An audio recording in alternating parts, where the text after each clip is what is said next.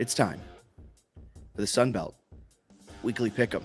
I'm coming off of a perfect week, folks. 6-0, just absolutely blowing Bennett out of the water. I could not take more joy in this. You went with App to beat ODU, probably the smart pick, for being honest. And then you went with Louisiana to beat the Panthers. Both of those games extremely close. That came down to the very end. Yeah. Both went my way. So I went 6-0 last week, jumping up from 53-14 to 59-14.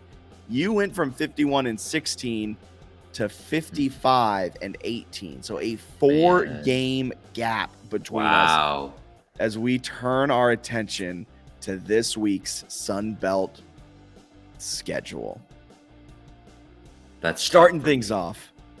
Georgia State at Georgia Southern this Thursday. This is going to be an electric Thursday night game. Who do you got?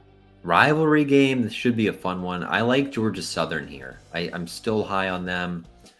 Georgia State's burned me in like almost every pick this year, so I'm sure they'll end up winning, which would set up a really exciting Georgia State game in the fourth. But I'll take Georgia Southern. I'll take the Eagles. I'm going to take Georgia State and the Panthers. No surprise. They showed me a gritty win. They showed me a gritty win against Louisiana. They went into Lafayette. They took down the Raging Cajuns 20-17. This week, they turn their attention to Statesboro, Georgia, and they are going to take down the Eagles. Give me the Panthers. Arkansas State, ULM. Wouldn't recommend turning this one on. But I'll go with ULM. I think they get their first conference victory at home. I love the fact that on the Sunbelt website, this time for this game is still TBA. They're like, they might not play it. we might just care. I'm going to go ULM here too, just because Monroe, Louisiana, it's a tough place to play. We've seen it give App State a ton of issues. Georgia Southern was down at one point to that was in Statesboro, Georgia. ULM's just a gritty team. You know, they know how to keep it close. They don't know how to win, but they know how to keep it close. They find out a way to win this weekend. Southern Miss at App State. App State for me. I'll take App State as well here. I think Sean Clark realizes now that he's coaching for his job. Okay, because he was last week. I put him on hot seat alert, and he clearly missed the memo. So he wasn't taking it seriously. He was sort of coasting. Maybe just hanging out in Virginia Beach and not taking it seriously. I think this game at home, knowing what's on the line for him, employment, he will lead them to a win. I think just App State's the better team. Louisiana, you could have no coach on the sideline. I think App State would still win. Louisiana, South Alabama. South Alabama might be a wagon, so I'm gonna trust it here. Might just be a massive wagon. Coming through are the Jaguars of South Alabama from Mobile. Marshall, this is a good game. Grayson McCall's status is still up in the air after a scary hit that took him to the hospital. I don't think he's playing this weekend. Probably not. That was crazy. I wouldn't think so.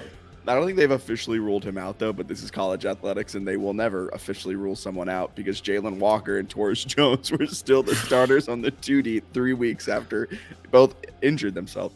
I don't know who I like here, though, because Grayson McCall's been kind of meh this season. Yeah, this game is fascinating. I thought both these teams would be better. I'm going to end up going with Marshall here because of McCall's up-in-the-air status. I think Marshall, coming off a mini-bye, gets some guys healthy, plays a little bit better, and beats Coastal. Yeah, Coastal only put up 27 points against Arkansas State. I think Marshall and Cam Fancher figure out some sort of kind of rhythm on offense after not finding one at all for 60 minutes of game time. And the Thundering Herd pick up the win. Troy at Texas State. I'm going Texas State.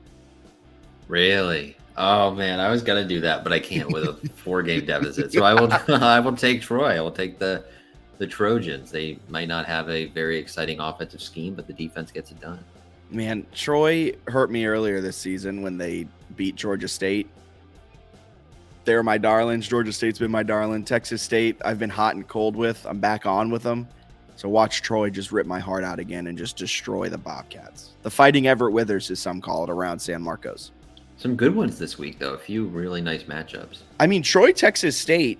That's a good game. You might not believe in the Bobcats, but that's a de facto kind of conference championship game, kind of. Texas State sits atop the standings, tied with Troy and South Alabama at 2-1 in the conference.